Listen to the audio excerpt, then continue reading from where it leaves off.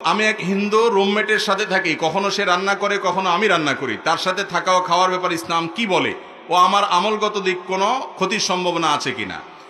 আমাদের দেশে অমুসলিমদের ব্যাপারে ধারণা বেশিরভাগ মানুষের পরিষ্কার না। ভালো করে শুনে রাখেন, যে ব্যক্তি আল্লাহর একত্ববাদকে স্বীকার করে না, শিরকে লিপ্ত, তাকে আপনি অন্তরের গভীরে জায়গা দিবেন না, যেহেতু সে আপনার রবের অস্তিত্বকে স্বীকার করে না। আপনার মায়ের চরিত্র নিয়ে কেউ যদি সন্দেহ করে, আপনি কি তাকে দোস্তি বানাবেন, দোস্ত করবেন? তার সাথে দোস্তি করবেন? আপনি কেন করবেন না? আমার মায়ের অস্তিত্ব নিয়ে প্রশ্ন তুলেছে, আপনার মেজাজ গরম হয়ে যাবে। হয়তো আইন হাতে আপনি তুলে নেবেন না, তার মধ্যে সে চলুক, আপনি আপনার মতো চলবেন, শান্তিপূর্ণ ব্যবস্থা করবেন, ঠিক আছে, কিন্তু তাই বলে আপনি অন্তরঙ্গ তাকে বানাবেন না।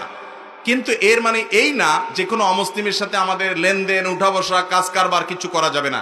নবী করিম সাল্লাল্লাহু আলাইহি সাল্লামের অমুসলিম সেবক ছিল, কাজের লোক ছিল, তাকে তিনি নিয়োগ দিয়েছেন। আজকাল কোনো ইমাম সাহেব যদি কোনো হিন্দু, কোনো ইহুদি, কোনো খ্রিস্টান, কোনো অমুসলমানকে কাজের লোক নিয়োগ দেয়, তার চাকরি থাকবে?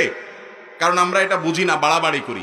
মনে রাখবেন, লা ইয়ানহাকুমুল্লাহু আনিল্লাযিনা লাম ইউকাতিলুকুম ফিদ-দীন, যে সমস্ত অমুসলিম অন্য ধর্মের মানুষরা তোমাদের উপরে যুদ্ধ চাপায় দেয় নাই, গন্ডগোল চাপায় দেয় নাই, ওয়ালাম ইউখরিজুকুম মিন দিয়ারিকুম, তোমাদের বাসাবাড়ি থেকে বের করে দেয় নাই, তাদের ব্যাপারে আল্লাহ তাআলা নিষেধ করেন না আন তাবাররুহুম ওয়া তুকসিতু ইলাইহিম, তাদের সাথে সদাচরণ করতে। বিধায় অন্য ধর্মাবলম্বী কেউ অসুস্থ হলে তাকে দেখতে যাবেন, তার খোঁজ খবর নেবেন, তার উপকার করতে পারেন, তাকে সাধারণ দান করতে পারেন, এবং তাকে কাজের লোক হিসাবে রাখতে পারেন, তার অধীনে কাজ করতে পারেন, তাকে টাকা ধার দিতে পারেন, তার কাছ থেকে টাকা ধার নিতে পারেন, তার সাথে থাকতে পারেন, কোনো অসুবিধা।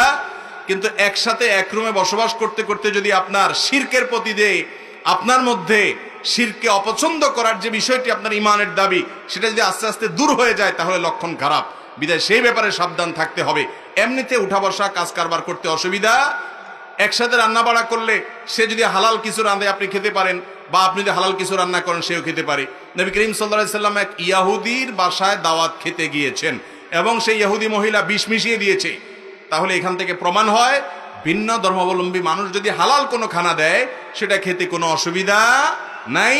তবে মিষ্টি মিষ্টি যদি আপনার মধ্যে যে সাধারণত শিরক এবং কুফরের প্রতি বীতশ্রদ্ধ ভাব, ঘৃণা, সেটা যদি দূর হয়ে যায়, তাহলে লক্ষণ খারাপ, তাহলে আপনাকে সেখান থেকে সরে আসতে হবে।